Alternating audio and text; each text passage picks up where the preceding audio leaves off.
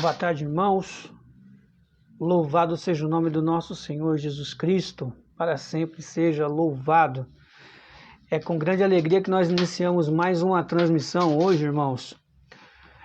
Dando continuidade à série, sobre as 7 igrejas do Apocalipse, algo que eu sempre quis fazer, e que Deus agora deu a possibilidade, nos deu a inspiração, e principalmente nos conduziu a fazer esta série sobre as 7 igrejas do Apocalipse, que todas elas, como eu digo na introdução, tem tudo, tudo que está escrito nas 7 igrejas do Apocalipse de forma totalitária serve para o nosso tempo, para toda a igreja, já que o número 7 é o número total, é o número pleno. Então, a você que estiver entrando aí, já vai confirmando o áudio, se o áudio está bom, se você me escuta bem, isso já nos ajuda pra caramba, E hoje, graças a Deus, sem imprevistos, sem imprevistos, como foi na terça-feira. Na terça-feira, o celular começou a descarregar e aí um carregador não deu certo, e aí deu aquela lambança, e a gente acaba ficando tenso diante disso, porque a gente quer produzir algo bom, E na terça-feira, assim, foi algo meio que tribulado, E peço as minhas desculpas aí a vocês aí, pela imprudência, e pela limitação do equipamento que nós temos, Não temos ainda um notebook, mas eu estou, perseverando aí na providência de Deus, e eu creio que em breve aí nós teremos nosso notebook que nos possibilitará aí algo melhor para nós. Por enquanto é o que nós temos e é aqui que nós vamos nos segurar e que Deus vai nos abençoar. Amém? Então eu quero convidar você a pegar sua Bíblia comigo desde já, em Apocalipse, no capítulo 2, versículos de 12 a 17, eu estaria usando a tradução da Bíblia do Peregrino. Antes de nós iniciarmos, não se esqueça de montar aqui no Facebook, é possível compartilhar a partir das salas de vídeo, então cria a sua sala de vídeo, se quiser e puder, é claro, você pode também divulgar nas suas redes sociais, aí, passando o link da página onde nós estamos aqui fazendo a nossa transmissão, caso você perceba e seja inspirado por Deus, movido por Deus, a cooperar na evangelização. Porque, irmãos, é preciso crescer na fé, é preciso progredir, é preciso amadurecer. Ficar como criança, sempre com leitinho, não é agradável, A carta de São Tiago vai nos dizer isso, que é ruim, é péssimo olhar para o espelho, depois de ouvir a palavra de Deus, olhar para o espelho e ver um rosto de criança, de ver que a gente não amadureceu nada diante de tudo que a gente já ouviu e já aprendeu e já viveu dentro da fé em Jesus, dentro do segmento com Ele. Então é preciso amadurecer.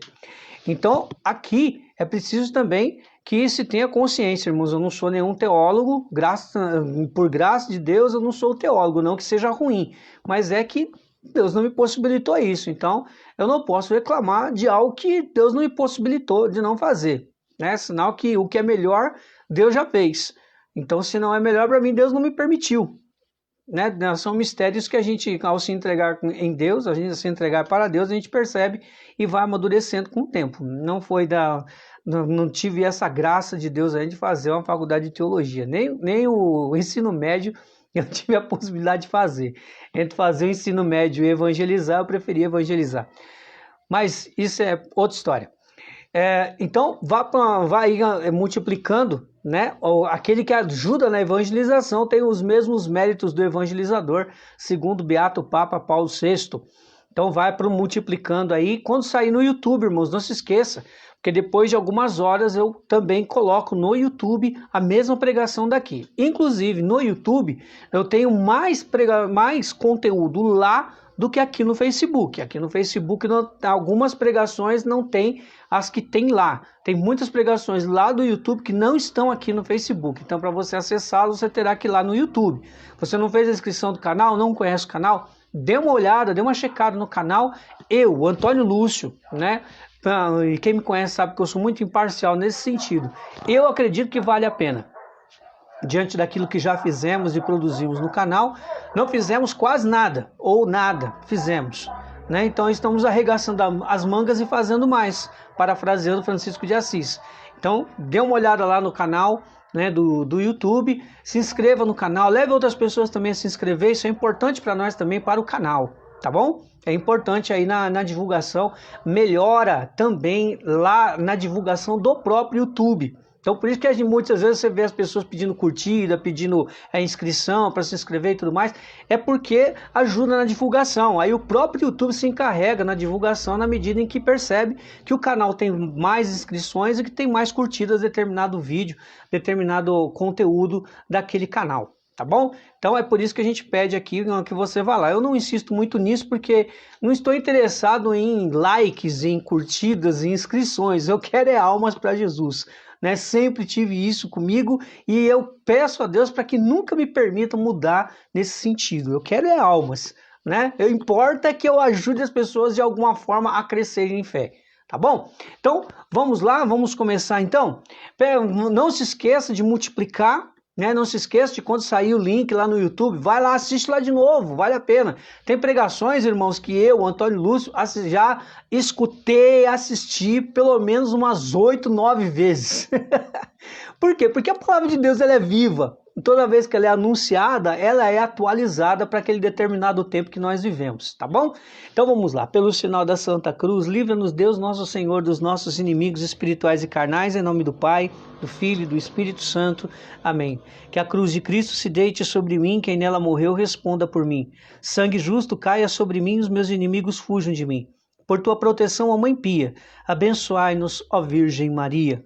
Santo anjo do Senhor, meu zeloso guardador, se a ti me confiou a piedade divina, sempre me rege, me guarde, me governe, me ilumine para sempre. Amém. São Gabriel Arcanjo, rogai por nós. Não se esqueça, irmãos, de confirmar aqui nos comentários se o áudio está bom, né? Isso é importante para a gente. Isso dá um retorno para nós daquilo que a gente não tem domínio. Nós aqui temos o retorno da imagem. A imagem eu sei como é que ela está, mas o áudio eu não estou aí no seu lugar para saber. Então você me ajuda nesse sentido. Pega aí comigo, irmãos, o Apocalipse 2, de 12 a 17.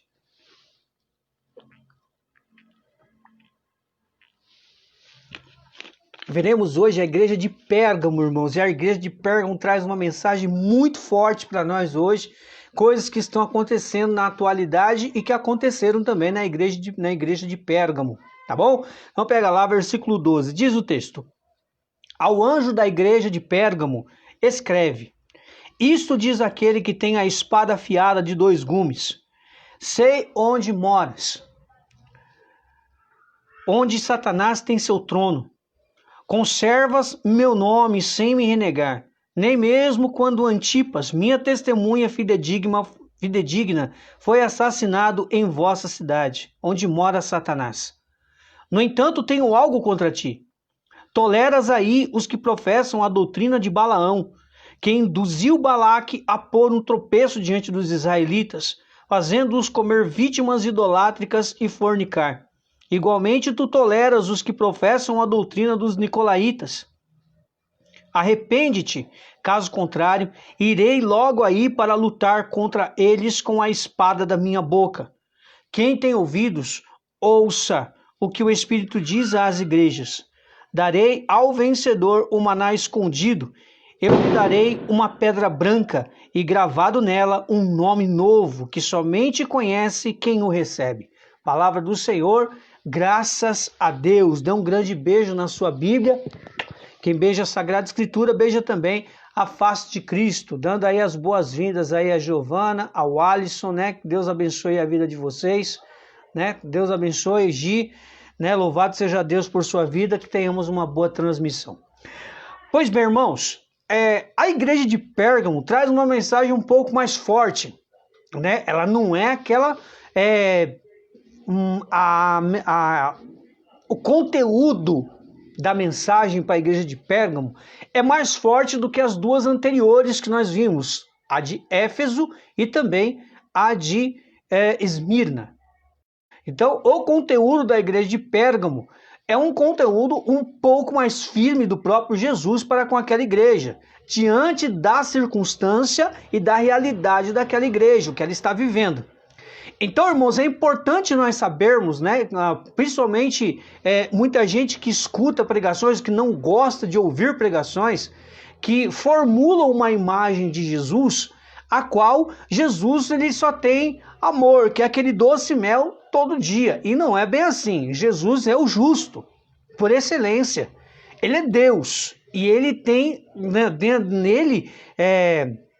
nele imperam toda a perfeição da justiça e toda a perfeição do amor. A perfeição do amor o leva ao maior atributo da misericórdia e a plenitude da justiça leva ele à condição de santo dos santos, que é o santo por excelência.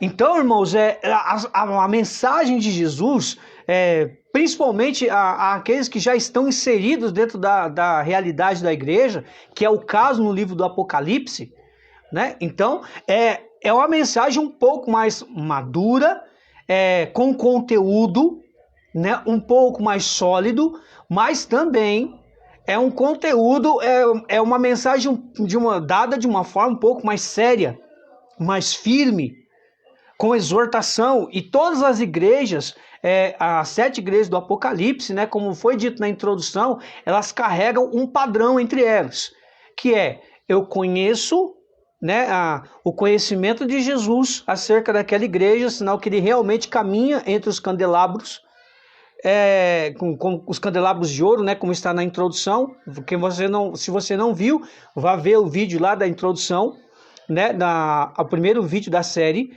E além desse conhecimento, ele traz a apresentação, aprovação, reprovação e a promessa. Então ele traz sempre esse padrão acerca das mensagens das 7 igrejas do Apocalipse. Então, por isso, é uma mensagem total para a totalidade da igreja.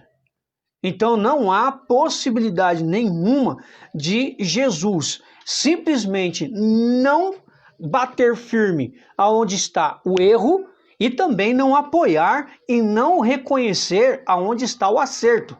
Ele é justo por excelência. Porém, eu volto aqui a dizer, a mensagem de Pérgamo, ela é uma mensagem bem mais firme do que das igrejas anteriores. A de Éfeso, que foi a primeira, e depois a de Esmirna, que foi a segunda que nós fizemos na quinta-feira. Pois bem, a mensagem central também é a fidelidade. Porém, essa fidelidade direcionada num foco. Tem um foco aqui, a fidelidade, onde ela deve ser concentrada. Então, o Pérgamo é uma igreja, é uma cidade grega histórica, né? Conhecida por possuir o altar de Pérgamo dedicado a Zeus, né? Portanto, daí da mitologia grega aí, existe muito da mitologia grega, a gente vai entender que essa realidade da mitologia grega, dos templos pagãos que haviam lá, vão determinar a realidade e o conteúdo da mensagem de Jesus, tá? Então, é importante nós ouvirmos isso. Ela ficava na Mísia, essa cidade, né, na costa anatólica do mar Egeu. E em sua volta haviam montanhas muito altas, porém estava em volta a colinas. O nome Pérgamo significa, no grego antigo, muito casamento. A igreja a quem foi dirigida esta carta, na cidade daquele nome, hoje, essa cidade se chama Bérgama, mas se chamava Pérgamo. Se chama Pérgamo, né? Hoje se chama Bérgamo. Era uma igreja infiel, né? Muito casamento. Muito casamento? Como assim? Muito casamento significa poligamia, adultério. Então, esse muito casamento determinou Pérgamo a infiel, a cidade infiel ou uma igreja infiel, como era colocada aqui. Com a ajuda dos romanos, a cidade de Pérgamo ganhou independência dos Seleucidas em 190 a.C. e passou a fazer parte então do Império Romano a partir dos anos 133 a.C.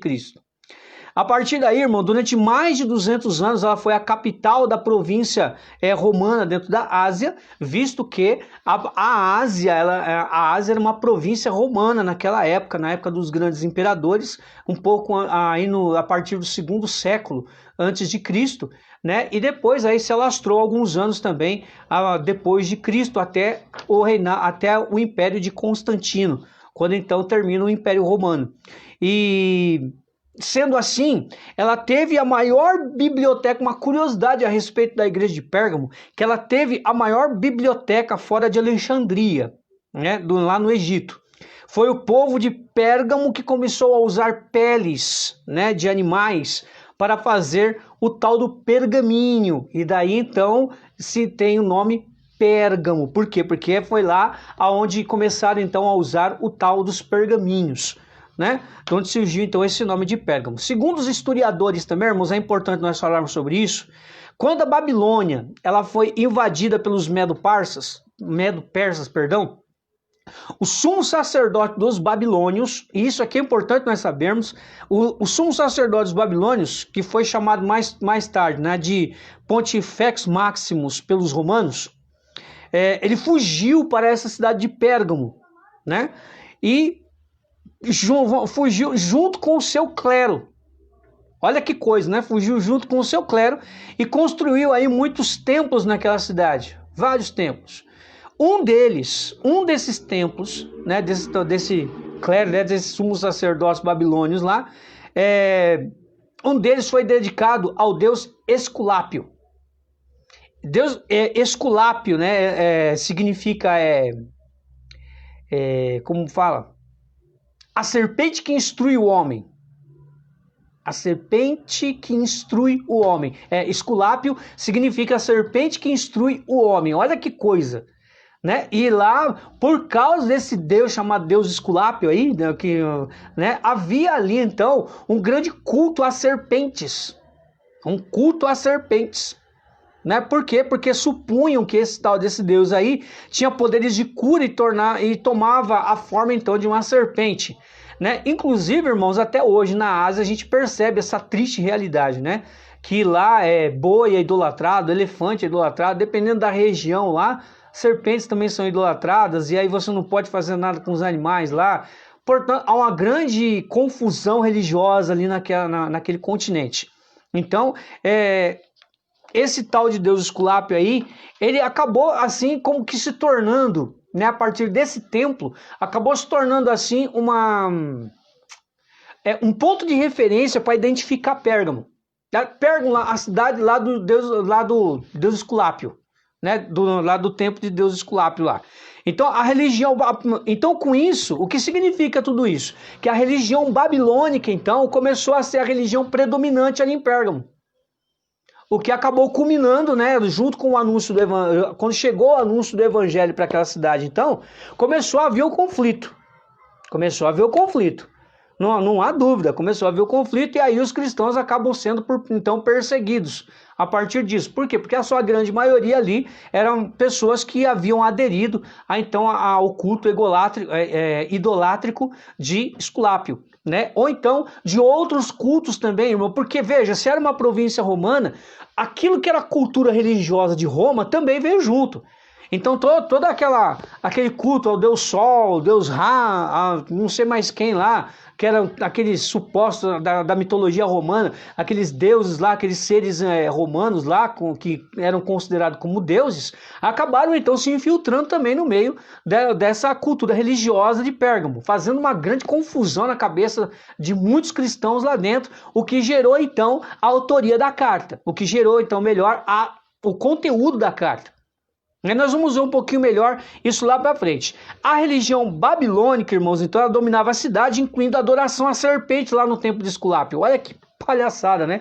Foram adorar a serpente. Jesus, ele diz que assim como a serpente era erguida no deserto, lá no tempo de Moisés, para curar a picada da serpente, o que curava não era a serpente que era erguida. Quem curava era Deus, né? A partir do sinal da serpente, né? Por quê? Porque existem vários contextos religiosos aí que a gente não vai entrar agora no mérito, porque senão a gente vai perder tempo e vai fugir do assunto, tá? Então vamos lá. Também, além desse culto a Esculápio aí, essa idolatria maldita aí, também havia ali em função da cultura religiosa romana, o culto a Roma, a própria cidade de Roma, como se fosse ali uma deusa, e também ao imperador Tibério César, né? Ou melhor, aquele que era chamado César naquele tempo. Então houve Tibério, Augusto e não sei mais o que lá, todos eles terminam com César, né, que é o czar, né, que a Augusto chama de Augusto César, ou czar. Então, eram os imperadores da época. Então, havia um culto a Roma, né, por causa de ser ali a dona, né, daquela província, e também ao imperador, como se ele fosse um deus, né, o que também é idolatria. O que também é idolatria. E aí, isso é inconciliável com a fé cristã.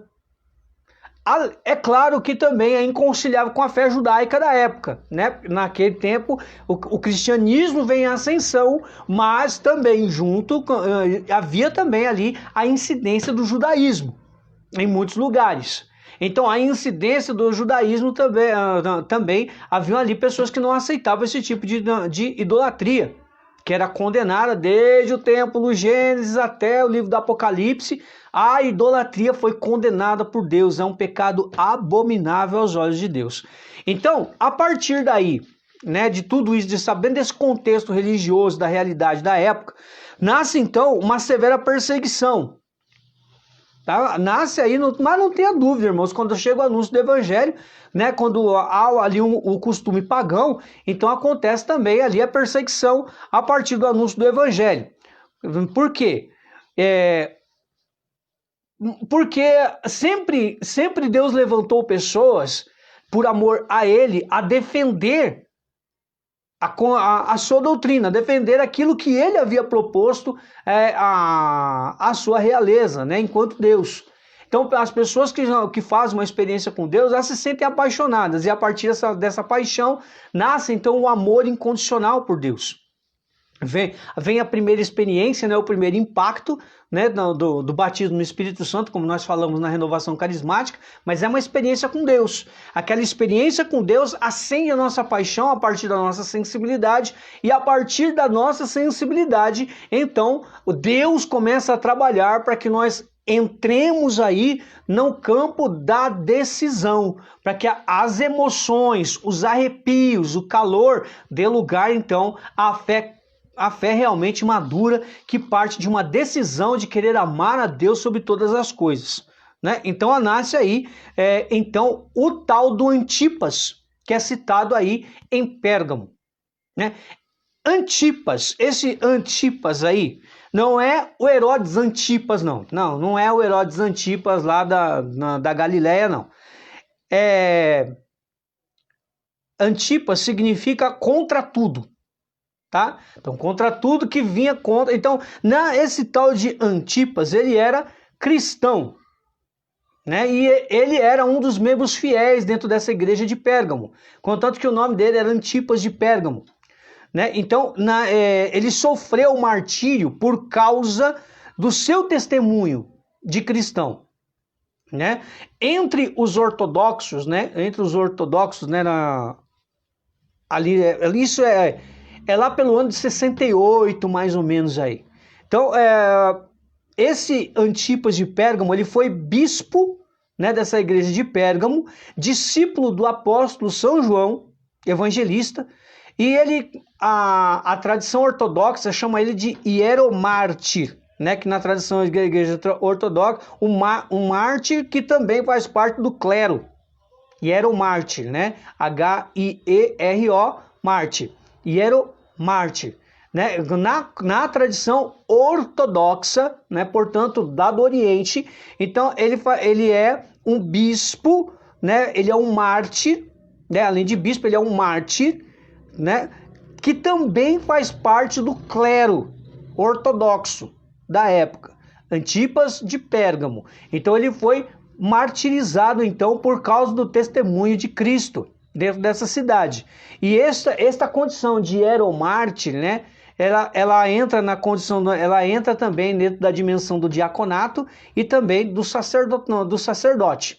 Né? Então, diácono, sacerdote, bispo, arcebispo, então entra dentro desse contexto também. Então, isso aconteceu lá pelo reinado de Nero, entre 54 e 68, mais ou menos aí, guardadas as devidas proporções aí à margem de erro dessas datas aí, né? Porque a gente não estava lá e os historiadores também muitas vezes acabam errando aí, não conseguem ser tão precisos nas datas. Mas enfim, basta saber que foi aí dentro do primeiro século, né? Jesus, então, irmãos, vamos entrar na palavra, sabendo de todo esse contexto, né, nós vamos falar um pouquinho mais desse contexto de sincretismo religioso, dessa confusão religiosa, um pouco mais para frente. Mas Jesus, ele se apresenta como aquele que tem a espada afiada de dois gumes. Irmãos, a espada afiada de dois gumes, o dois gumes é aquele aqui tem o corte de um lado e o corte do outro, né? Se ela é uma espada afiada de dois gumes, aonde nós vamos ver esse termo? Além do livro do Apocalipse, que vai trazer pelo menos umas 2 ou 3 vezes Jesus falando disso, que ele tem a espada na sua boca, que ela é afiada e tem dois gumes. Onde nós vamos ver isso? Paulo falando aos Efésios no capítulo 10 sobre a armadura do cristão. Vai falar também sobre a espada do Espírito, que é a palavra de Deus.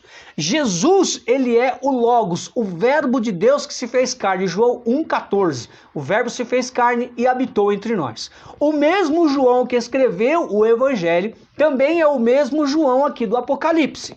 Então, o verbo, o Logos, se fez carne e habitou entre nós, e o que sai da sua boca é uma espada de dois gumes.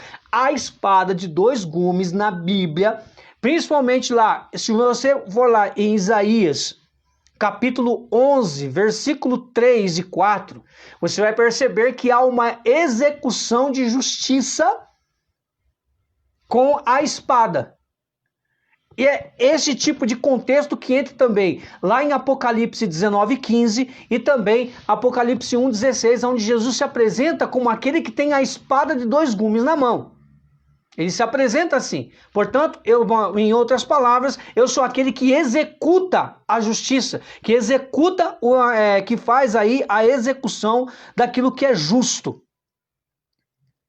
Executar sentenças, melhor dizendo, acho que aí fica melhor para compreender. Executar sentenças é aquele que tem autoridade, poder, tem autonomia para executar sentenças. Então a espada de dois gumes que sai da boca de Jesus, ela tem o poder de executar sentenças. Então o que Jesus fala tem poder de executar sentenças. Então a mensagem de Jesus é capaz de sentenciar aquela igreja de Pérgamo.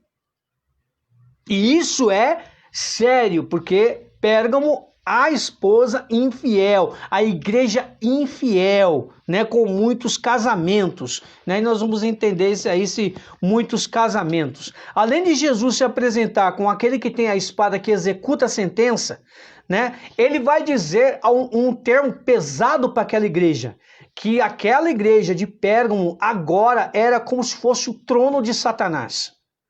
Irmãos, o que significa um trono? Um trono é onde um rei, a realeza, se senta. Então, se aquela cidade, aquela igreja se tornou um trono, era onde Satanás estava reinando. Olha que sério o termo usado por Jesus, né? Havia uma soberania, então, de Satanás dentro daquela cidade. Por que, Antônio Luz, que existia isso? Por causa da idolatria, que era o contexto religioso daquela cidade, em função daquilo que eu já disse, em função da religião babilônica, que havia sido, então, como se fosse uma religião predominante naquela igreja, naquela cidade, assim também como depois chegou a cultura romana, aonde então entra todo o paganismo romano junto.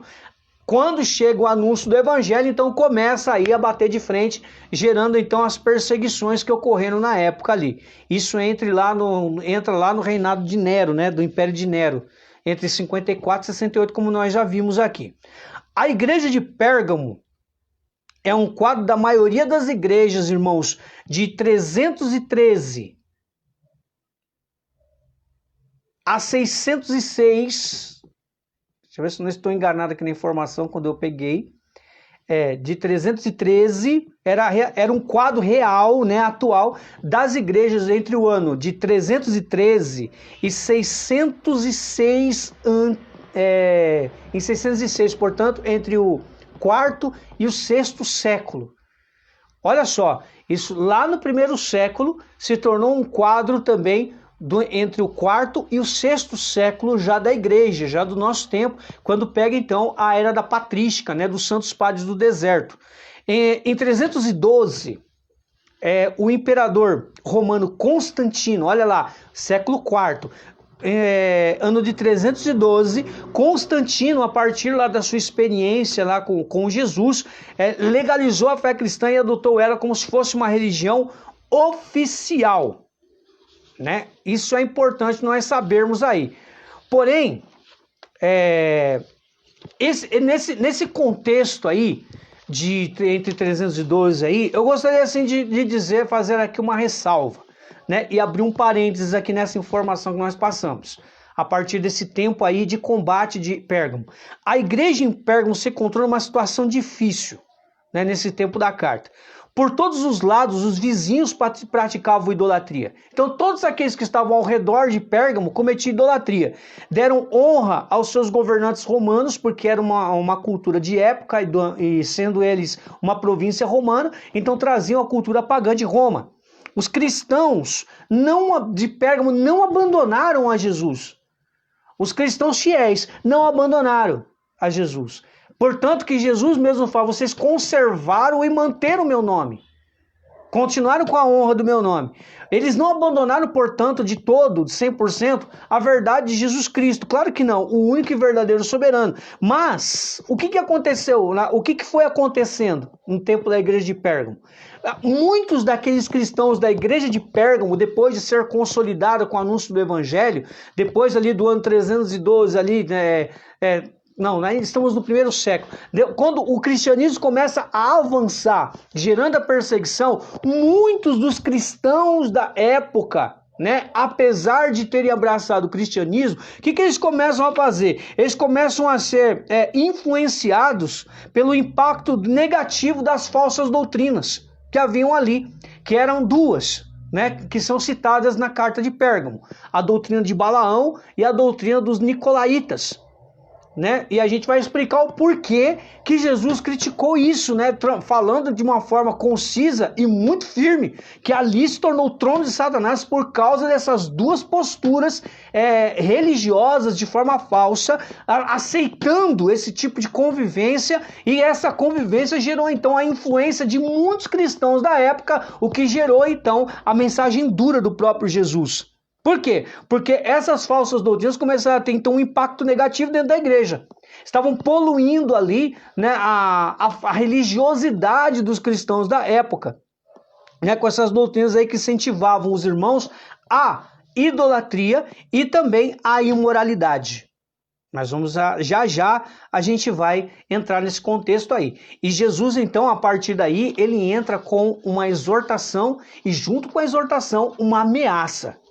Né? Eu aconselho você a se arrepender. Porém, se você não se arrepender, e ele vai então mostrar a consequência. Ele reconhece então, é importante frisar isso, né? É importante nós frisarmos sempre isso, irmãos, que Jesus, ele reconhece a fidelidade da igreja de Pérgamo, assim como das outras. Ele reconhece o que é bom. Jesus não é injusto. Jesus, ele é justo, ele enxerga o ponto positivo, mas também, contudo, no entanto, denuncia o ponto negativo. Qual é o problema hoje da igreja? De você ser coibido muitas vezes de denunciar aquilo que está errado. E veja, irmãos, Jesus, para a época, Jesus não ficou floreando as palavras, não. Essa é uma doutrina nicolaíta e uma doutrina de Balaão. E eu detesto uma e outra. Jesus não ficou floreando em volta da denúncia. Não ficou arrumando palavras para justificar a sua postura diante daquela igreja. Então é importante nós frisarmos aqui, irmãos, que Jesus, ele é a face da misericórdia de Deus, mas também é a face justa de Deus. E ele veio para executar de forma plena a justiça de Deus e a sua palavra. Ponto. Então ele reconhece ali a postura, né, daqueles que não renegam e conservam o nome dele ali entre as suas comunidades. Portanto, havia ali uma fidelidade religiosa. Apesar de toda aquela mistura de cultura religiosa da época, Jesus encontrou ali pessoas fiéis. Isso também se dá hoje. Nós também temos isso hoje. Pessoas que, graças a Deus, se mantêm fiel. Pessoas que lutam. Eu conheço várias pessoas que lutam assim. Tanto pessoas leigas que não aparecem para a mídia, não aparecem aí com seus grandes renomes, dentre os católicos de nome aí.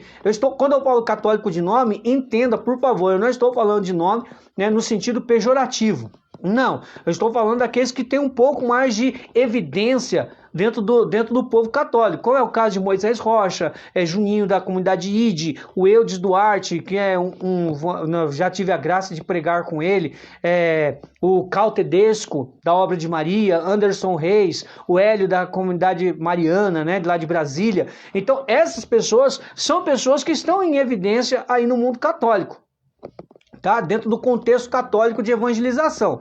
É claro que isso aí não é o mais importante. O importante é o Cristo ser conhecido e reconhecido como Senhor. Esse é o mais importante. E Jesus reconheceu naquela igreja pessoas que faziam isso. Um pequeno resto, né, como diz o texto do Evangelho lá de Mateus 25. Existirá um pequeno resto. Então, esse pequeno resto de hoje é o pequeno resto que vem defendendo, até mesmo de forma apologética, a fé e a doutrina católica, a igreja em si, por causa do amor a Cristo. E não se corrompe. Né? Espero que um dia eu também esteja como defensor dessa doutrina, dessa igreja, que é o que eu mais prezo, porque foi ela que me chamou à vida de novo. E então Jesus enxergou essa fidelidade. Boa tarde, irmão Delvan, Deus abençoe aí, vai multiplicando a graça aí, né, da palavra de Deus aí por onde você estiver, meu irmão. Uma boa transmissão para nós. Agora, em contrapartida também, Jesus em Pérgamo condena de forma firme e concisa uma prática para duas coisas intoleráveis para Jesus. Intoleráveis. Jesus não tolera. Você está entendendo? Não é Antônio Lúcio, não. É Jesus que não tolera. Tá? Eu estou falando isso, mas você vai entender já já o porquê. Olha só. Jesus condena aí a igreja em Pérgamo, que estava cedendo para o inimigo, em duas atitudes. A primeira, ela era tolerante para as pessoas que professavam a doutrina de Balaão. Essa doutrina de Balaão, irmão, faz menção lá a Números, ao livro dos Números, do capítulo 22 ao capítulo 25 do livro dos Números, lá no Antigo Testamento. Lá havia ali um homem chamado Balaão, que escutava o Senhor, que era um homem assim, que era, vamos ter assim, como se fosse um profeta, né, daquele tempo lá. Então ele é chamado por um tal de Balaque, porque queria que ele amaldiçoasse ali os israelitas. Balaão sabia de muita coisa da infidelidade de Israel, mas Balaão, ao mesmo tempo que ele sabia da infidelidade de Israel e da intolerância religiosa, né, preconceituosa às vezes até, em relação a outras tribos que professavam outra fé, então ele costumava fazer uma política da boa vizinhança.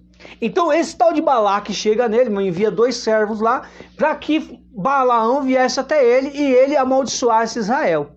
O que num primeiro momento Balaão falou que não. Num segundo momento o próprio Deus autoriza, né? Segundo ele, o próprio Deus autorizou ele ir até Balaão, até o tal de Balaque. E aí eles fazem sacrifício, aí por 2 vezes ele vai lá, escuta Deus e falando que escutando Deus, ele abençoa Israel ao invés de amaldiçoar conforme queria Balaque. Porém, quando chega num 4º discurso, lá, o tal do Balaão não vai fazer como fez antes. Porque nas outras vezes ele havia consultado a Deus, né, levantado 7 altares, fazer sacrifícios dos 7 de cordeiro e de ovelha. Mas quando chega na 4ª vez, ele não faz a mesma coisa. Ele vai falar como se fosse assim, por si mesmo. Tá? Como se fosse por si mesmo. Ele vai lá e ele pronuncia alguns poemas. Está lá no capítulo 24 né, no capítulo 24 do livro dos Números. Depois você dá uma olhadinha lá. E à medida que ele vai fazendo o discurso, parece que ele faz, se não me engano, ele faz 4 poemas, né? Ele faz lá, parece que 4 poemas, se eu não me engano. E nesses 4 poemas, chega no último, que ele vai fazer, sem fazer aquele processo de como se fosse uma purificação para ouvir a Deus, ele como que convida as pessoas, né, aos israelitas, a conviverem, né, a tolerarem ali o que diz Balaque, né, a conviver, mas não se envolver, né, aquela política da boa vizinhança. Fala, você fica ali, ó, né, você não fala nada, fica quietinho, tá tudo certo, né, você fica na sua, cada um fica na dele, tá tudo certo. Era essa a proposta de Balaão, né? Se bem que, né, aqui no contexto da igreja de Pérgamo, né, a vida civil e a vida religiosa, elas eram muito interligadas uma com a outra, né, no tempo dessa mensagem da igreja de Pérgamo. Então a vida civil revelava muito da vida religiosa e vice-versa. Né, a Jerusa está pedindo oração para nós, né? No final, Jerusa, você nos lembra aí para a gente, fica conosco até o final, que no final a gente se volta à sua intenção, tá bom?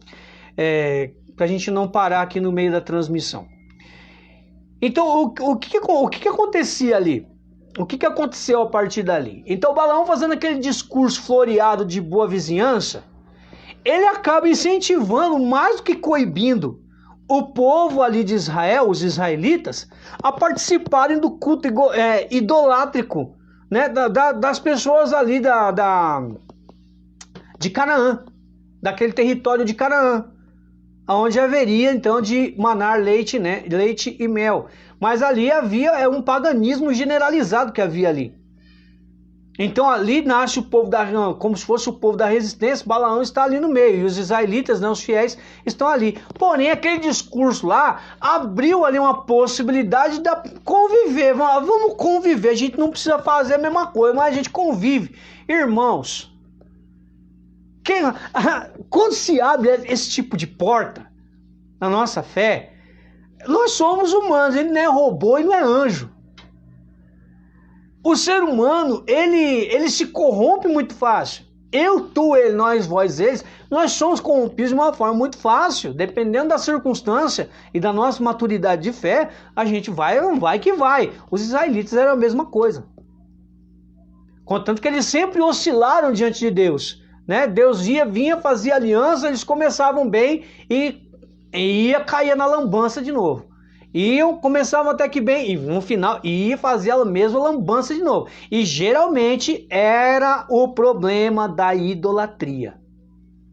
Eles iam ali acolhendo a cultura religiosa dos povos com os quais eles foram se misturando, que foi o caso aqui, lá em Números capítulo 23, 22, 23, 24, 25. Quando chega no capítulo 25, o povo se mistura com aquela lambança toda. Arma aquele balafunte. E aí os israelitas começam então a entrar na onda. Essa era a doutrina de Balaão. De tentar acolher a todos. E aí se influencia. E aí, não, temos que respeitar a todos, tá tudo certo. Irmãos, respeito sim. Mistura não. Este é o sentido inclusive do ecumenismo.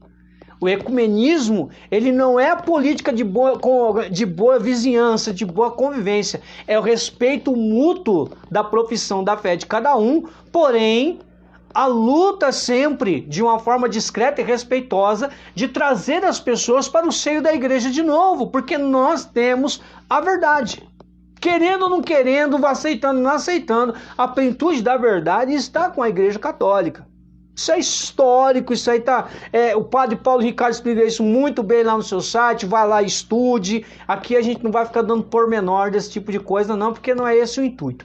Mas acontece que a verdade tá aí. E não adianta a gente querer misturar as coisas, não dá para misturar as coisas, né? Outra hora a gente fala aí sobre as falsas doutrinas aí, caso Deus assim nos inspire e nos mova o coração nesse sentido, né? Queira Deus que um dia Deus nos permita fazer isso. Por enquanto não, a gente vai ficar por isso mesmo pela mensagem de Pérgamo, tá bom? Então, o que aconteceu ali? A tolerância dessa doutrina de Balaão essa doutrina de Balaão consistia no quê?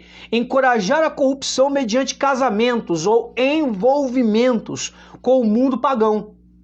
Ou seja, eu vou ali, mas eu continuo, meu coração tá ali, aquela velha, como eu falo, meu Deus, é a síndrome da maldita frase, né? O que importa é o meu coração.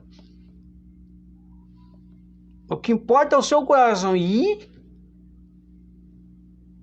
se fosse assim que nós pensássemos, irmãos, isso teria que gerar uma preocupação em nós. O que importa é o meu coração. Isso não te preocupa não, porque Deus sabe o que está no seu coração. Se é verdade, se é mentira, se é fingimento, se é hipocrisia. É muito vago usar esse tipo de termo. E católico usando esse tipo de termo também é uma coisa muito vaga. Mas vamos lá entrar dentro dessa doutrina de Balaão aí. Irmãos, talvez esta pregação nós vamos fazer em 2 vezes, tá bom? Porque é algo a ser muito bem entendido para não ficar com dúvida e nem com má interpretação por aí. Veja bem, sendo assim, né, com esse envolvimento aí com o mundo pagão, o que gerava então? Resultava numa imoralidade e numa idolatria. Foi o que aconteceu em Números no capítulo 25, nos versículos de 1 a 5, e também em Números no capítulo 31, versículo 16, também vai acontecer a mesma situação num outro contexto. A vida civil e religiosa, como eu já falei, era muito interligada uma coisa com a outra. Então, qualquer atividade social que acabava resultando em confronto com o paganismo. Porque os cristãos achavam aquilo bonito, acabavam se envolvendo e aí dava aquela bagunça religiosa, né? E acabava se deixando levar pelo tal do paganismo. Mas a doutrina de Balaão também, né? Eu gostaria aqui de fazer um parênteses sobre a doutrina de Balaão, que é muito importante nós sabermos para saber do contexto atual. A doutrina de Balaão foi tornada obrigatória ali na cidade de Pérgamo. O batismo infantil tornou-se a porta de entrada para o novo sistema político-religioso daquela cidade. E a fé pessoal perdeu então a sua importância. Portanto, aquela fé de berço havia perdido então a sua importância. Sacerdotes pagãos foram convertidos, entre aspas, e então se tornaram cristãos. Esses convertidos eu coloquei entre aspas, sinal que não abraçaram o cristianismo de uma forma correta. Lembre-se bem os falsos profetas de Esmirna. Lembre-se bem dos nicolaítas que não foram aceitos em Éfeso. Lembre-se disso, né? Nós vamos voltar nesse tipo de contexto aí. Bem como os seus templos. Então muitos templos cristãos acabaram se tornando aí, acabou se tornando templo pagão também. Olha só, o contexto histórico então que acabou se virando essa bagunça, essa baderna aí. O imperador então doou um bom número de edifícios imponentes chamados basílicas para serem convertidos em templos cristãos. Mas já que estava misturando tudo, né? Tava todo mundo junto e misturado. Então vamos misturar tudo, né? Né? Isso não tem importância. Não, isso é coisa do passado. Isso é coisa da igreja, invenção da igreja, invenção dos padres, não sei o quê, né? Não, tá tudo certo. Então tá todo mundo junto e misturado.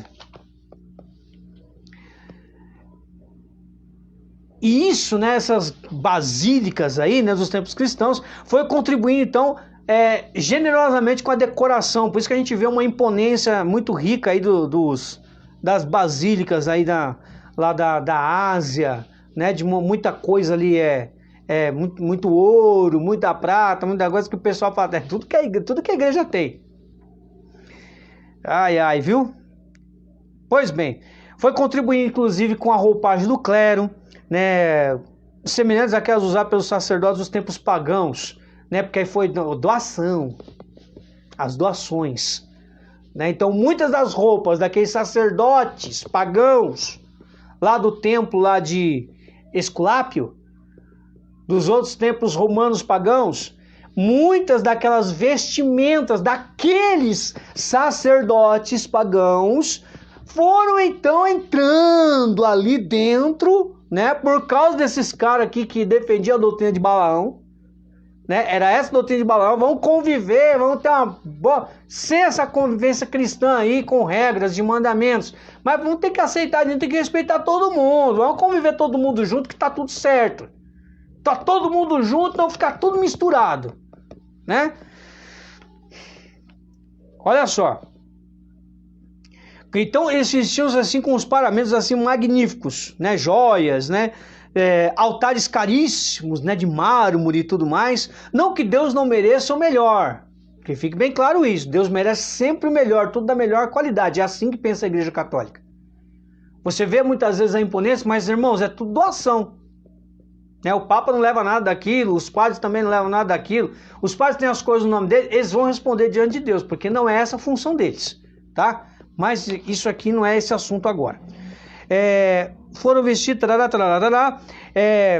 uma liturgia padronizada, né? Eles tinham naquela época também, de grande pompa foi introduzida, e a livre pregação e ensino da Bíblia foram grandemente restringidos em Pérgamo.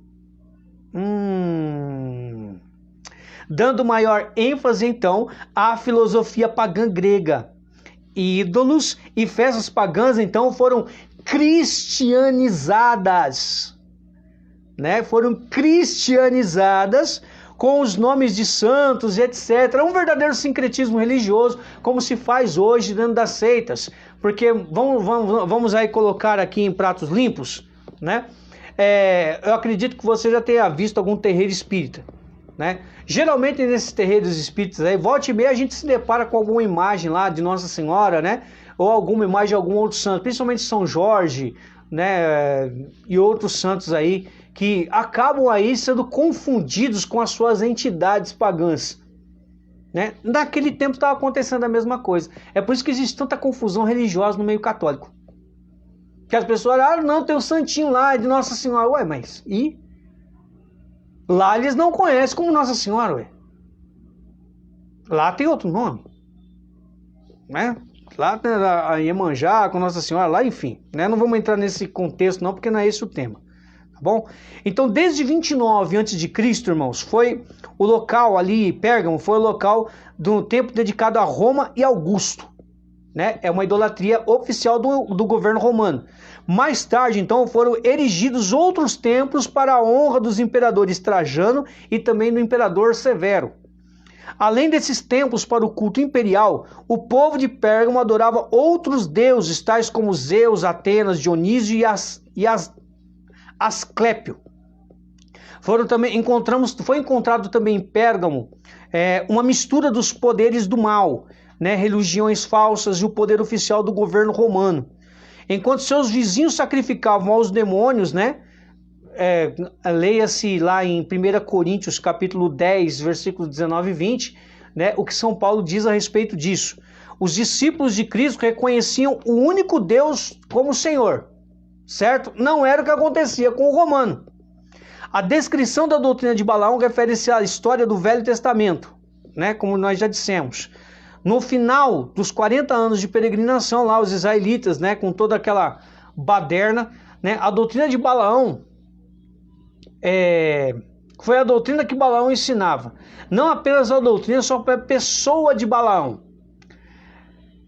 mas por aquilo que ele ensinava. O que Balaão ensinava? Uma convivência amistosa entre as pessoas que pensavam diferente no quesito religião. Porém, nós sabemos, irmãos, que dependendo da religião, existe influência. É só nós olharmos um pouco para a Bíblia e olharmos ali para o rei mais sábio, Salomão. Salomão, ele foi aquele rei escolhido por Deus, que foi o tempo onde Israel desfrutou de uma paz, onde não houveram guerras. Porém, Qual a queda de Salomão? Se envolver com mulheres pagãs. E aí ele foi sendo influenciado pelas suas paixões por aquelas mulheres, e aí a boa convivência acabou se tornando uma bela queda no paganismo, o que foi condenado por Deus. Então o mesmo Deus que escolheu Salomão, condenou a prática que Salomão estava tendo naquele momento. Do mesmo jeito que aconteceu com Saul, lembra Saul, o primeiro rei de Israel? E aí Saul não podia fazer certas coisas, foi lá, desobedeceu, não teve paciência, foi lá e foi fazer o sacrifício no lugar do sacerdote, e aí acabou tendo a lambança, foi destituído do seu cargo da unção de rei. A unção foi passada para Davi, que então reinou no lugar de Saul, foi perseguido por Saul, nós sabemos da história. Certo? Então essa doutrina de Balaão, o que ele ensinava boa convivência, mas ali havia uma mistura, e Balaão não condenava a mistura. Não, estamos ali, está tudo certo, né? Tem alguns israelitas que vivem assim mesmo, que já são errados mesmo, né? E daí aquele discurso dúbio, quando ele vai falar aos israelitas lá em Números capítulo 24. Há uma dúbia, há algo dúbio ali, algo meio que, não, vai, importa é o seu coração, vai, mas o que importa é o seu coração. Tem alguma coisa a ver com o nosso tempo? Tem, mais ou menos, né? Mais ou menos. Na igreja em Pérgamo, algumas pessoas agiam como Balaão, incentivavam o povo a tolerar outras religiões, e aí o crime, participando da idolatria e da prostituição. Prostituição entenda como religiosa, e também a prostituição no devido termo, ipsis literis, ali de uma perversão imoral. Não dá pra gente entrar em detalhes aqui, né? E a sua doutrina foi basicamente igual às ideias atuais de pluralismo religioso, né? Que é a aceitação de diversas religiões como igualmente boas. É o que acontece hoje. Toda religião é boa. Não é toda religião, não é boa. Não é toda religião que te leva para Deus. Por exemplo, tem uma religião que me leva para Krishna. Tem outra que me leva para Buda. Tem outra que vai me levar a adorar eu mesmo. Uma outra religião vai me levar a acreditar que eu tenho um karma, que eu tenho que reencarnar diversas vezes. Não, isso não é bom. Isso não é bom. Esse é o problema do relativismo religioso hoje dentro da igreja. Nós já falamos sobre isso numa outra ocasião. Mas aqui entra aí um pouco desse relativismo religioso, que era a doutrina de Balaão. E quem falou que detesta isso foi o próprio Jesus. Ponto. Então esse relativismo religioso é detestável também, é detestado por Jesus, irmãos. Para bom entendedor, pingo no i é letra. Desculpa para você que gosta de... Não, vamos fazer um ecumenismo. Já falei. Ecumenismo, segundo a doutrina da igreja, é a boa convivência respeitando as devidas proporções da doutrina. Ponto. Não envolve mistura de liturgias, não envolve cultos misturados. Não. Um sacerdote católico não pode fazer um culto protestante, por exemplo. Assim como um pai de santo, uma mãe de santo lá do espiritismo, também não pode vir aqui celebrar uma santa missa. Ou servir lá com as suas práticas o altar. Não dá. É inconciliável. O ecumenismo não inclui liturgia. Não inclui aceitação de doutrina ou mistura religiosa. Não. Pelo contrário. Cada um na sua. Aqui a gente conversa. O nosso limite é aqui. A partir daqui, ou você se converte para mim, ou então a gente continua caminhando assim, você defendendo aquilo que concorda comigo, né? Inclusive aquela frase, né? Aquilo que nos une é maior do que aquilo que nos separa. Bom, Deus realmente ele é maior, mas qual é o conceito real de Deus? Que conceito é esse? Esse conceito real de Deus, ele me chega de uma forma concisa e completa a partir da Igreja Católica deixada por Cristo na pessoa de Pedro. Pedra com a qual se solidariza o Colégio Apostólico. Ponto. Foi essa a igreja que Cristo me deixou. Ele me deixou outra. Ele não me deixou. Ele falou que existiam outras ovelhas em outros rebanhos. E que seria um só rebanho, um só pastor. Porém, agora existem vários pastores e um monte de rebanho. Não foi isso que está, não é isso que Jesus falou. Então, lá tem Pedro. A pedra de Pedro está lá? Não está? Então não. Entende, irmãos? Ecumenismo é isso. Ó, é isso aqui. O que eu creio. A verdade de fé está aqui. Você aceita? Amém. Não aceita? Então me respeita. Então não há envolvimento litúrgico no meio. É isso que as pessoas fazem muito confusão. Mas por quê? Porque ninguém explica. Né? É aquele dilema lá do eunuco, né? Junto lá do apóstolo Filipe, né? Da rainha Candace. Lá em Atos dos Apóstolos, capítulo 8. Né? Ele estava lendo lá o profeta Isaías, como é que eu vou entender se não tem alguém que me explica? Óbvio.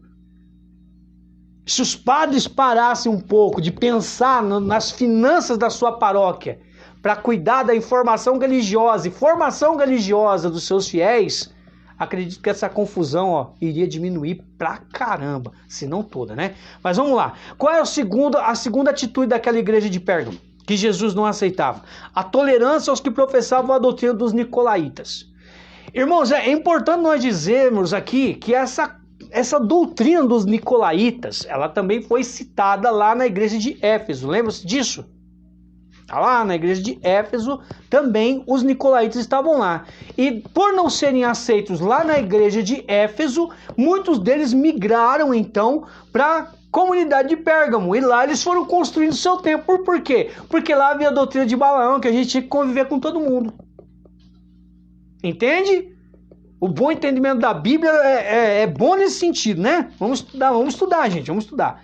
O nicolaísmo, ou nicolacionismo, nicolaitismo, como era chamado na época, é uma heresia que se infiltrou na igreja primitiva, para ser mais exato, em Pérgamo. Tendo encontrado ali resistência em Éfeso, como eu acabei de dizer, eles migraram então para Pérgamo, que não ficava tão distante de lá. Onde ensinavam, lá em Pérgamo, né, fixar uma base na igreja de Pérgamo, onde eles ensinavam as vantagens de manter um sacerdócio para dirigi-la, da mesma forma que os judeus faziam. Aí a cópia. Tem alguma coisa em comum com alguma coisa de hoje? Pensa aí, vamos pensar. Tem que pensar. Por quê? Porque aí parece lá, é parecido, então vamos deixar. Eis aí o grande perigo. E algumas coisas acerca dessa doutrina dos nicolaítas aí, irmãos, é importante nós frisarmos aqui. A doutrina dos nicolaítas fez assim um progresso enorme em Pérgamo, né? Tanto que no primeiro concílio das igrejas universais, né, grande parte das quais eventualmente convergiram para se submeter ao bispo de Roma, né? Aconteceu isso, né, voluntária ou obrigatoriamente, né? A gente sabe aí de várias histórias da igreja, mas tudo isso foi realizado lá nesse concílio de Nicéia, em 325. Né? Esse concílio de Nicéia foi um concílio conturbado, conforme conta a história. A história conta que foi um concílio assim, muito conturbado. Foi um concílio assim, dificílimo, né? Onde haviam 1.500 delegados. Né? Naquela época era chamado de delegados, não tínhamos a organização cardinalícia como nós temos hoje, dentro da igreja. Porém, 20% desses já se consideravam clero. Então não era algo ordenado, de uma forma organizada como hoje. Então havia ali alguma desorganização no meio.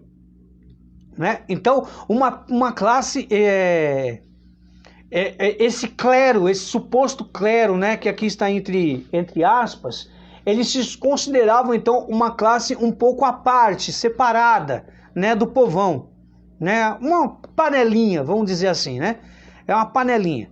Então foi um concílio muito tempestuoso, cheio de intrigas, cheio de politicagem, né? E pela supremacia do clero em suas decisões, torna-se evidente então que essa doutrina dos nicolaítas havia se tornado firme e permanente. Jesus, olha só, é importante isso aqui, Jesus odiava as obras dos nicolaítas e elogia os efésios por rejeitar esses ensinamentos. Quem não viu, vai lá na igreja de Éfeso, escuta a pregação para entender o que aconteceu lá. Os nicolaítas foram quase que expulsos da igreja de Éfeso porque a comunidade de Éfeso não aceitou aquilo. Então colocou isso para correr de lá. Onde eles foram? Para Pérgamo. Lá eles fazem uma base e aí consolida-se então essa heresia aí, essa seita aí dos nicolaítas, né? Infelizmente a igreja de Pérgamo tolerava, por causa da doutrina de Balaão, que foi influenciando a vida dos habitantes de Pérgamo, dos cristãos de Pérgamo, então foram aceitando e aí foram se influenciando e foram entrando na onda, né? Deixa a vida me levar, a vida leva eu, e vamos levando, né? A vida conforme a barriga quer, não conforme Deus quer. Deus condena, irmãos, portanto, a tolerância de falsas doutrinas como estas, que não promovem aí a dignidade do ser humano e não fazem de Deus o seu soberano sobre a sua vida. Às vezes os homens valorizam tanto a unidade entre as pessoas, é importante isso aqui, irmãos. Se valoriza tanto essa unidade, esse suposto ecumenismo aí que as pessoas estão pregando aí. Ó, por favor, católico, vamos entender o ecumenismo. Não vamos fazer a coisa virar uma lambança mais do que já está. Tá difícil, irmãos, tá difícil. As pessoas confundem ecumenismo com o sincretismo religioso. Não é assim, gente, não é. Desculpa falar, não é assim. Não é assim. Né? Então, o que eu tiro por conclusão então acerca disso? É que a gente quer muito a unidade dos cristãos, né? E a gente vai acolhendo todo mundo, a gente vai aceitando algumas coisas que a gente desvaloriza a pureza da doutrina católica. É o que muita gente tem buscado hoje, inovação e não renovação. E quando a renovação carismática católica nos fala de renovação, é renovar o que já tem, a matéria-prima já está lá. Não há necessidade de trazer o que de fora está fazendo sucesso. Poxa, não, gente. A igreja tem tudo, mas você precisa buscar. Esse é o mal de muita gente. Né? Principalmente nós, de uns 15, 20 anos para cá, o que acontece? As pessoas elas têm preguiça de ler, têm preguiça de ir para a missa, não participa direito na missa, não tem paciência para fazer uma catequese, para estruturar a sua fé, não tem paciência para esperar pelo menos um ano de catequese, querem já fazer a catequese amanhã, né? Quer começar hoje e terminar amanhã, sem conhecimento de causa, sem saber do que realmente a igreja professa, sem saber do que realmente é formada, como é formada a igreja, e aí sai insatisfeito da igreja, vai para uma seita protestante qualquer aí, uma igreja de fundo de garagem, né, que muitas vezes é mais separado do que irmão, e aí vem falando que a igreja é intolerante, que a igreja católica é isso, que é aquilo, e no final das contas aí acaba deturpando muita coisa numa cabeça inocente que não se formou, que não teve formação, não teve paciência para ser formado, já quis ir de forma imatura para outro quintal, e lá naquele quintal formou o seu reinadinho, formou a sua igreja, e aí tá tudo certo. Poxa, não é assim. Era o que estava acontecendo com a igreja de Pérgamo. Essa bendita doutrina dos nicolaítas. Foi o que eles fizeram. Esse aqui, como nós vou fazer aqui fazer uma analogia. Né? Falando difícil, vou fazer uma analogia. É como se fosse o protestantismo a partir nos tempos atuais.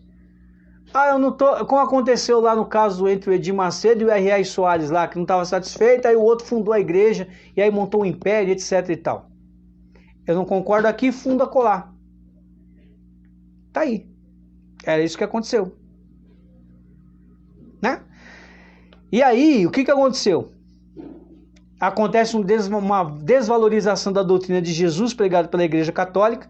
Passa-se então alguns, né, membros da igreja católica, apostólica romana, a tolerar falsos ensinamentos, que vem entrando dentro da igreja, vem se infiltrando, com um sincretismo religioso, um veneno relativista terrível, né?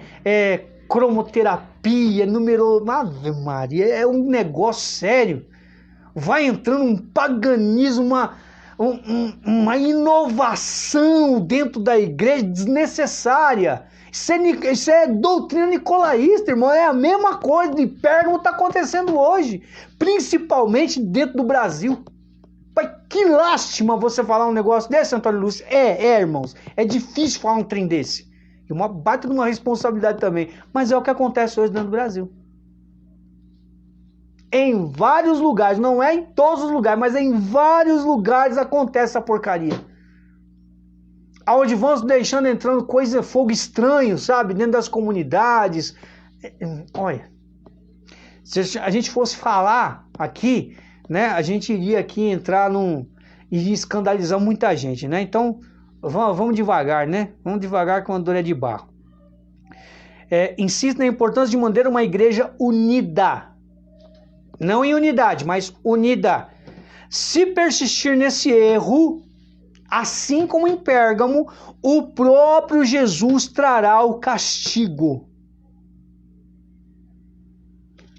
Como é que diz Jesus aqui para Pérgamo?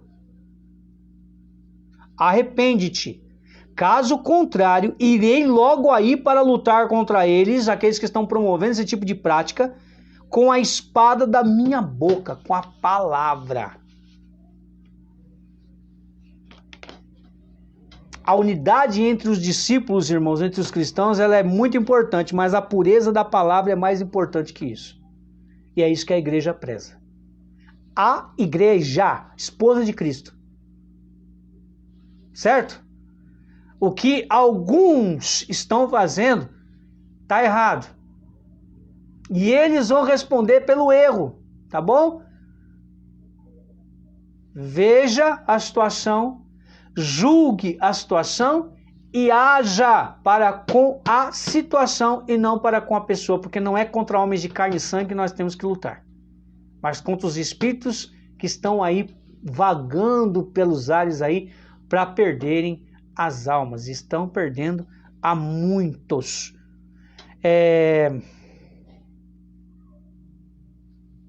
Uma igreja que serve a Jesus, irmãos, ela vai rejeitar os falsos mestres e vai detectar esses falsos mestres e as falsas doutrinas que eles vão trazer. Vamos lá encerrando, né, irmãos? Vamos encerrar aí com as promessas, né? Jesus, ele vem com uma exortação, né, ao arrependimento. Arrependimento do quê? Dessa maldita tolerância. Essa maldita tolerância a essas malditas seitas. Boa tarde, filho da Santíssima Virgem Maria. Deus abençoe aí. Não tem o nome, né, irmão? Mas Deus abençoe você. Obrigado aí pelo Salve Maria, né? Salve Maria Imaculada. Jesus, ele exorta, irmãos, ele faz uma exortação um pouco mais enérgica, então, para a igreja de Pérgamo, né? Uma exortação ao arrependimento, trazendo uma ameaça. Que ameaça é essa? A espada. De novo a espada. Ele vai falar da espada no versículo 12 e de novo, né, quando vai dar a sentença, quando vai dar a exortação, ele fala da espada de novo. Só que aí ele fala em tom de ameaça. Ó, se vocês não se arrependerem, então a espada para executar a sentença da minha boca, que sai da minha boca, eu vou utilizar. E eu vou executar a sentença. Que sentença é essa? Eu estou no erro, eu vou ser sentenciado a partir do meu erro.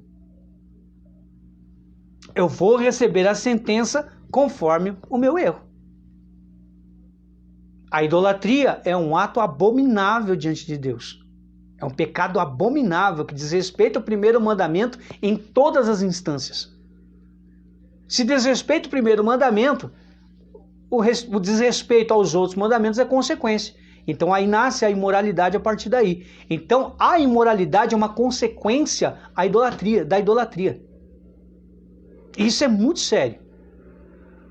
Porque existe aí agora, no nosso tempo, a tal da corpolatria, que é a idolatria do próprio corpo. corpo malhado, sarado e a alma desgastada, terrível, fracassada? Deus não quer sua alma fracassada, Deus quer sua alma pronta para Ele. Tá vendo a diferença? É por isso esse tom ameaçador de Jesus. Por quê? Porque a palavra dele, a espada que sai da boca dele é a palavra. Hebreus capítulo 4 vai dizer que a palavra ela é capaz de separar a medula da alma. A humanidade separa ali o que é corpóreo daquilo que é espiritual. Portanto, irmãos, Jesus, não é o governo de Roma, é Jesus quem vai dar a sentença.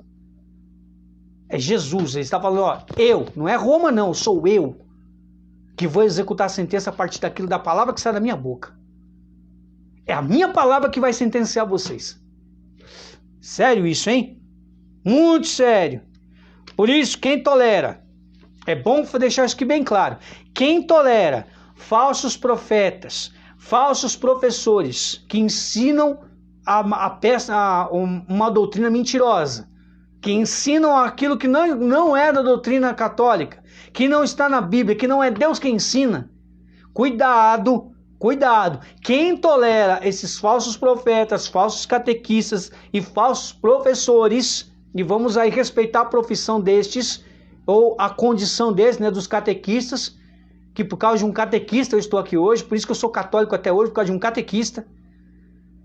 Eu sei pensar hoje por causa de bons professores, e existem bons professores, graças a Deus, na rede de ensino.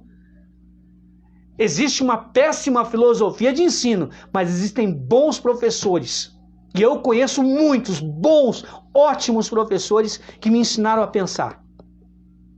Que não me fizeram ser engolido pela ideologia, não. Mas que me fizeram pensar, ter raciocínio lógico, e ter como opinião própria a respeito daquilo que eu penso. A respeito daquilo que Deus me ensina. Que a igreja me ensina. Deus me ensinou a pensar. Deus me deu raciocínio. Ele me deu um intelecto, mas para que eu use direito. Não para que eu não use direito, ou use de uma forma imatura ou irresponsável. A ponto de criar ideologias que colocam em dúvida a criação de Deus. Poxa, isso é chamar a gente de burro. Ou de ignorante, né? Para usar o termo mais exato, mas quem tolera esse tipo de falso, profeta, professor, catequista, é cúmplice do pecado que eles ensinam. Porque se eles são falsos, eles não vão ensinar a verdade. Se não estão ensinando a verdade, estão ensinando a mentira.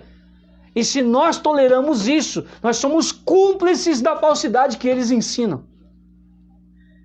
A mesma coisa quando eu sei que o outro está pecando, que ele pode perder a sua salvação a partir daquele pecado, e eu não falo, eu estou sendo cúmplice do pecado dele.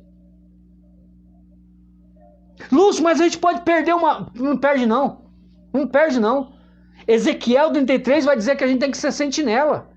Que a hora que Deus fala, ele pode se perder, vai lá e seja sentinela. Alerta ele do pecado que ele está cometendo. Se ele se salvar, amém, ganhamos uma alma.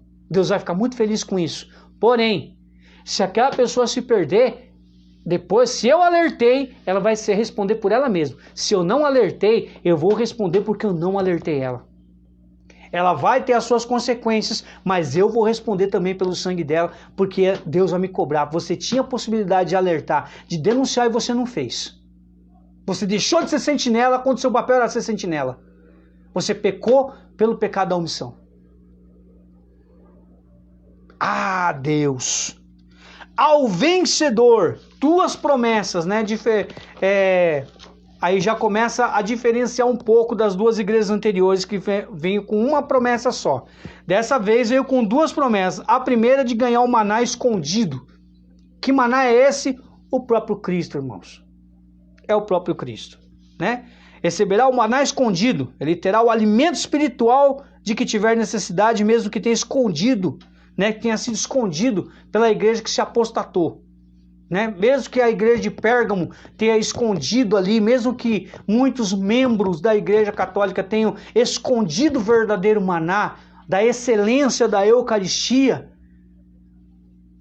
continuando fiel à doutrina, continuando fiel a Cristo, a Deus, dentro da sua igreja,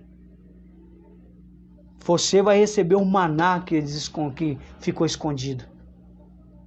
Porque, veja bem, a mensagem de Jesus continua oculta para os sábios deste mundo. 1 Coríntios capítulo 2, versículos de 6 a 10.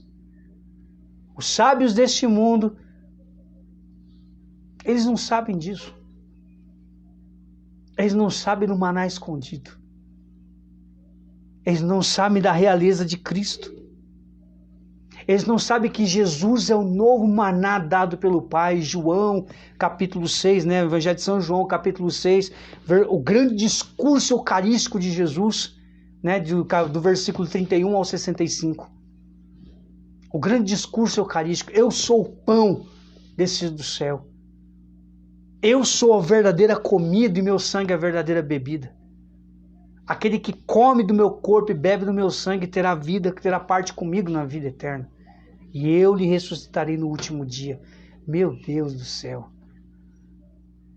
Irmãos, eu quero isso. Por isso que São João Crisóstomo vai dizer que a Eucaristia é o remédio de imortalidade. É um maná escondido. Escondido dos sábios deste mundo. Que muitas vezes enxergam a Eucaristia como bolachinha de trigo.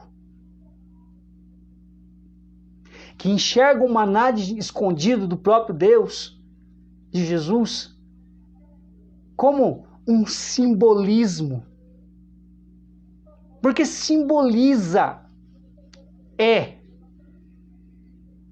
as palavras consecratórias dos sacerdotes no altar dizem não é um símbolo,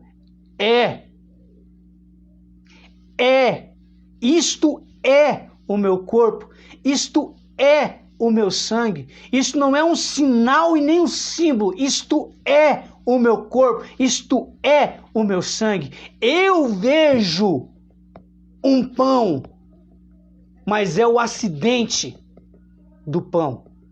Eu vejo o acidente do pão. Eu vejo o acidente do vinho. Mas já não é mais pão. Já não é mais vinho. É Cristo vivo, corpo, sangue, alma, divindade. É doutrina nicolaíta. Doutrina não é protestantismo, não é muito mais sério, meu irmão. É doutrina nicolaíta, é seita nicolaíta. Nós podemos considerar esse maldito protestantismo, esse grande cisma dentro da igreja, doutrina nicolaíta. Doutrina de Balaão, doutrina nicolaíta. É o grande problema da igreja atual. Está se espelhando, está refletindo a igreja de Pérgamo nas suas atitudes, em vários dos seus membros. Desgraçadamente, estamos refletindo aquilo que era condenável à igreja de Pérgamo hoje. Na atual conjuntura da igreja, estamos vendo refletido de novo, desgraçadamente, estamos vendo refletido de novo a desgraça que estava acontecendo na igreja de Pérgamo. O relativismo religioso a partir de Balaão e aí a desconstrução da doutrina a partir dos nicolaítas. Que tristeza! Mas há uma esperança. Porque Jesus falou que aqueles que permanecerem fiéis, que continuarem fiéis e que se arrependerem, arrependa-te para comer o maná escondido, para comer de verdade o corpo do Senhor, o maná escondido que foi escondido pelo paganismo, que foi escondido pela má conduta de muitos, mas que é o alimento prometido por Deus. É o maná escondido. Nós vamos comer esse maná. Meu Deus, você e eu precisamos sermos fiéis. Meu Deus do céu, nós precisamos ter fidelidade, defender aquilo que amamos. Se amamos a igreja e a sua doutrina como mãe e mestra da verdade, nós temos que defender, meu Deus do céu. defender a sacralidade da Eucaristia, irmãos. Irmãos, desculpa falar aqui, abrir esse parênteses enorme já, aí com o tempo já atravessando os limites já do bom senso. Me permitam aqui, irmãos, me perdoem aqui, mas eu tenho que falar sobre isso. Quando Jesus é exposto nas várias comunidades da Igreja Católica espalhadas por esse mundo inteiro, quantas vezes Jesus não está sozinho no Santíssimo Sacramento do altar? As pessoas têm tempo para tudo cronometrado, gastam seu tempo aí nas noitadas da vida, inclusive nesse tempo de pandemia.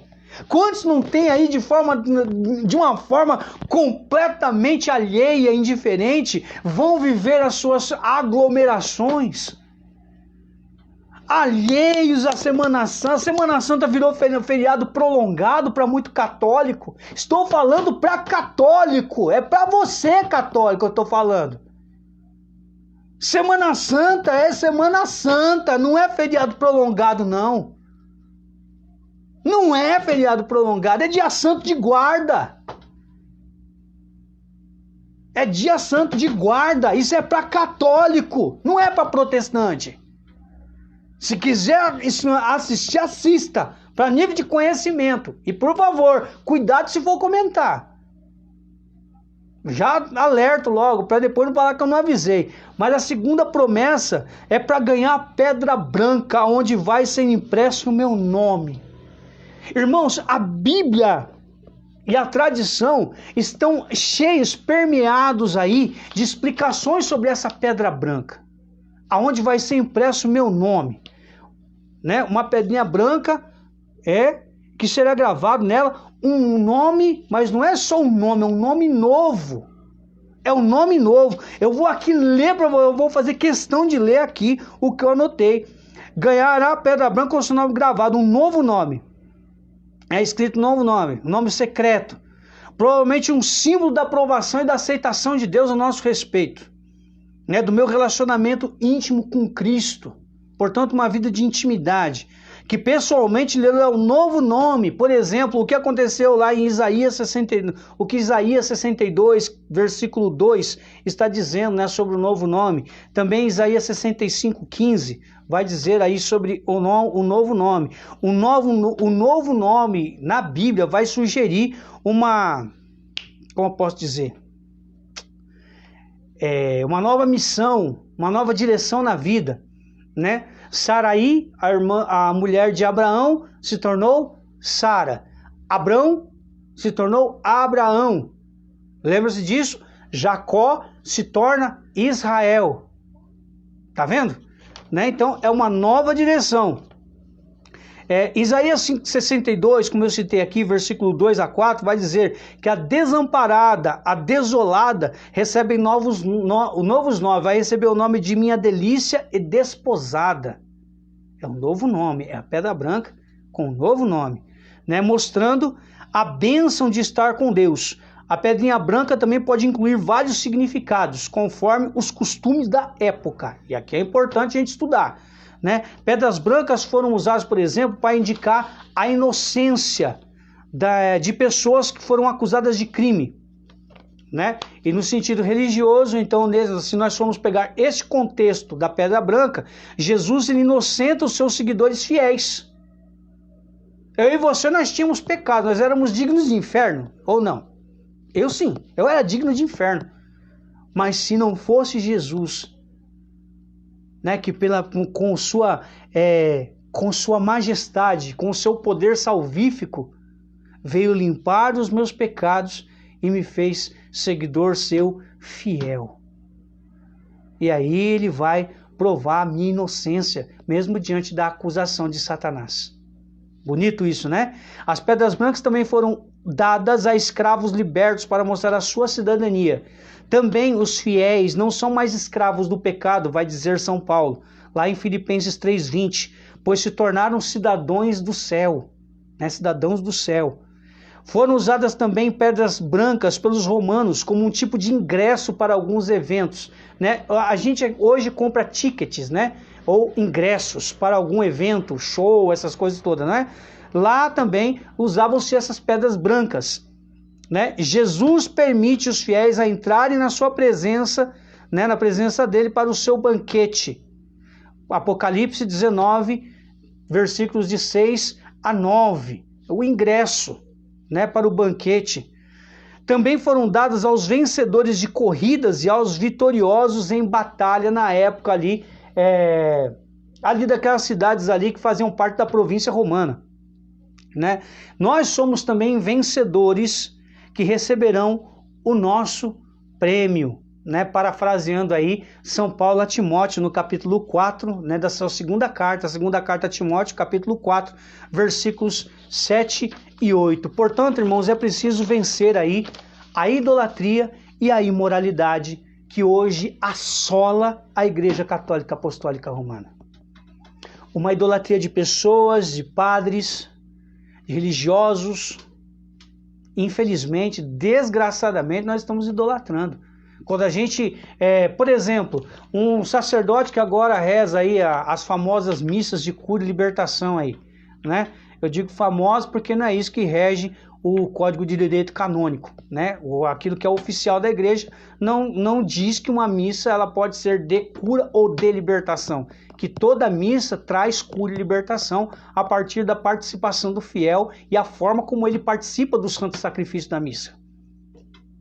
Ponto. Isso basta, né? Não vamos ficar aqui batendo numa tecla que já é bem consolidada e bem esclarecida. Ponto. Quando esse padre sai de uma determinada paróquia, né? E eu já vi isso acontecendo e vejo até hoje. Vejo até hoje. Os padres, eles são tirados, né? São transferidos de uma paróquia para outra. E aí, irmãos, as pessoas vão seguir esses padres. Não aceitam os padres que estão na sua paróquia, da sua comunidade, e vão atrás do padre que estava lá anteriormente. E aí? Aquela idolatria de pessoas, mas se não for determinado pregador, se não for aquela determinada banda, eu não vou. Se vai, é fulano? Nossa, vamos! Vende até a roupa do corpo para ir. Se assim é necessário. O que é isso? A pessoa ela vai para a igreja sempre, né? Tá sempre lá, tá sempre nos retiros, encontros, nos grupos de oração, eventos, etc. Tá lá adorando a Jesus, começa um relacionamento, não tem mais tempo. O que é isso? Porque tá tomando lugar de Deus. Antes de quando eu estava desempregado, eu pedi um emprego para Deus, ia para o grupo de oração, pedia na missa, era uma pessoa piedosa, rezava o rosário, lia a Bíblia, era fiel. Deus deu emprego. Começou a fazer um monte de hora extra, começou a não querer mais ir, começou a justificar porque merecia descansar e tal, coisa e tal. Começou a sair, começou a viajar com o dinheiro do emprego que Deus deu. E aí Deus ficou em segundo, terceiro, quarto, quinto plano. Como se chama isso? Idolatria. Tomou o lugar de Deus. É um ídolo. Eu tenho tempo para ir no show de um Luan Santana. Tem o pôster, quarto, etc e tal. É pecado você admirar o trabalho de uma pessoa? Não. É pecado você substituir Deus por aquela pessoa. Isso é pecado. Se, por exemplo, ao invés de ir numa missa, eu vou para um show. Toma banho, né, gente? Me desculpa. Tem dó, né? Quem é importante? É Cristo na Eucaristia ou é a pessoa do show? Me economiza, né? Bom senso é bom. Todo mundo gosta. Enfim. E também a imoralidade. Irmãos, nós sabemos aí o quanto a prática imoral de alguns membros da igreja tem manchado e ferido demais a igreja. O corpo místico de Cristo vem sendo ferido aí de forma exacerbada aí por muitos dos seus membros. Eu, tu, ele, padres, freiras, religiosos, enfim. Muitos de nós aí, a gente sabe de alguns escândalos aí, aqueles que foram confirmados, tá? Os que são apenas especulação, irmãos, isso aí eu desconsidero. E não fico discutindo por causa disso, não. Tem justiça, tem polícia para isso. Já dizia São João Paulo II, se é um caso de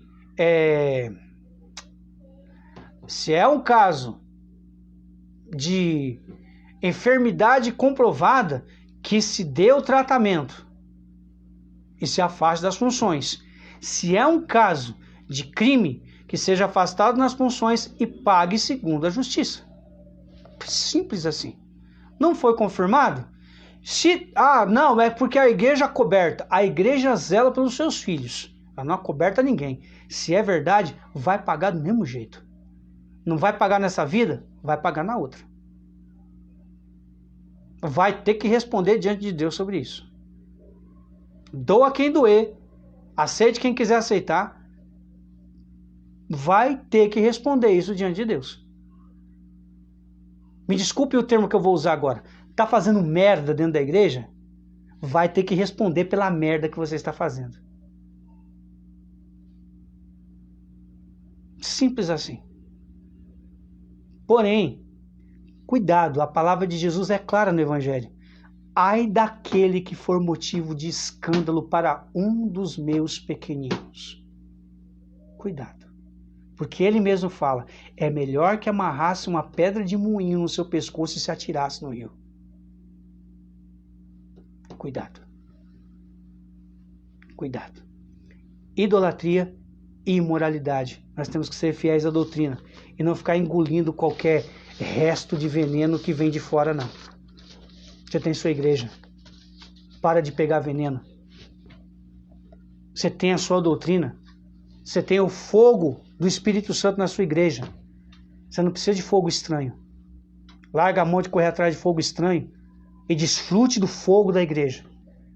Santo Efrem. Eu vou repetir quantas vezes for necessário a frase desse santo. Santo Efrem.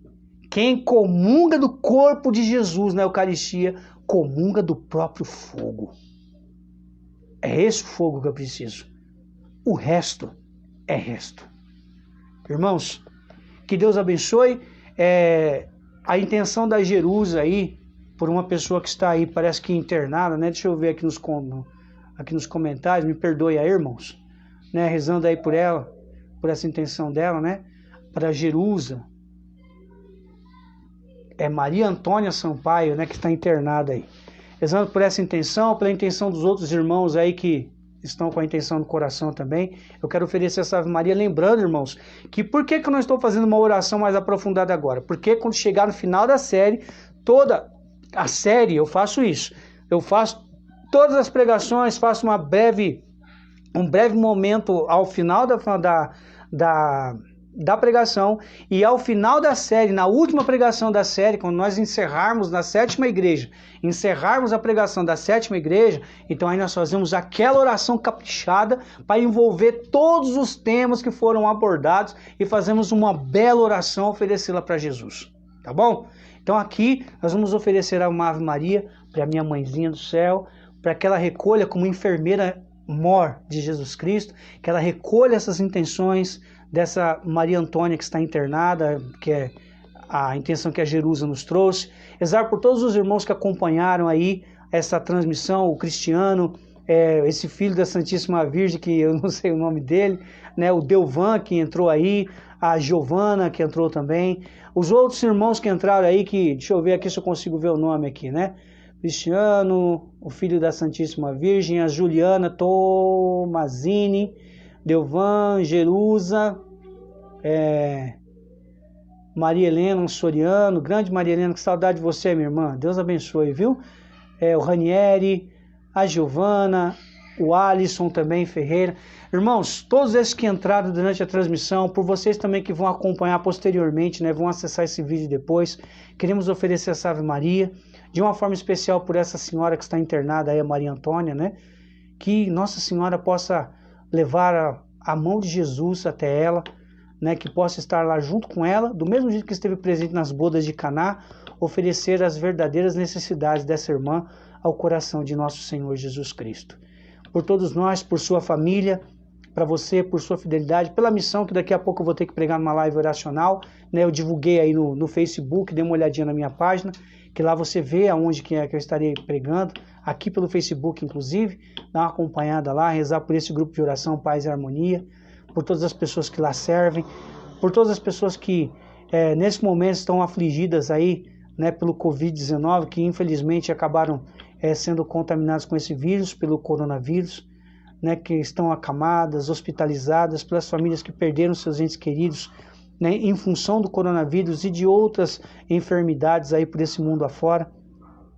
Que nesse momento, Mãe, a Senhora possa acolher essas intenções, acolha o nosso coração, acolha as nossas necessidades nessa hora e leva-os até Jesus, como a Senhora fez com as bodas de Caná da Galileia, que a necessidade daquele casal era que o vinho não faltasse no meio da festa, que também o vinho que falta na vida dessas pessoas que foram colocadas aqui e daquelas que não foram citadas, mas que nesse momento rezam, né, olha para elas também, para que o vinho dessa necessidade delas não falte para elas em nome de Jesus. Ave Maria, cheia de graça, o Senhor é convosco. Bendita sois vós entre as mulheres e bendito o fruto do vosso ventre, Jesus. Santa Maria, Mãe de Deus, rogai por nós, pecadores, agora e na hora da nossa morte. Amém. Irmãos, Deus abençoe. Sábado estaremos aqui às 19h30. Irmãos, não percam, né, o conteúdo da próxima pregação. A próxima igreja do Apocalipse será a igreja de Tiatira, né? Será a igreja de Tiatira. É uma mensagem um pouco mais longa, né? É a mensagem mais longa das 7 igrejas. Então não perca, é um conteúdo muito sério, muito forte, que nós não podemos perder, tá bom? Às 19h30 no sábado, nós estaremos aqui de novo, em nome de Jesus, se for para a glória de Deus, Deus assim nos permita, tá bom? Fiquem com Deus, até sábado, se Deus quiser.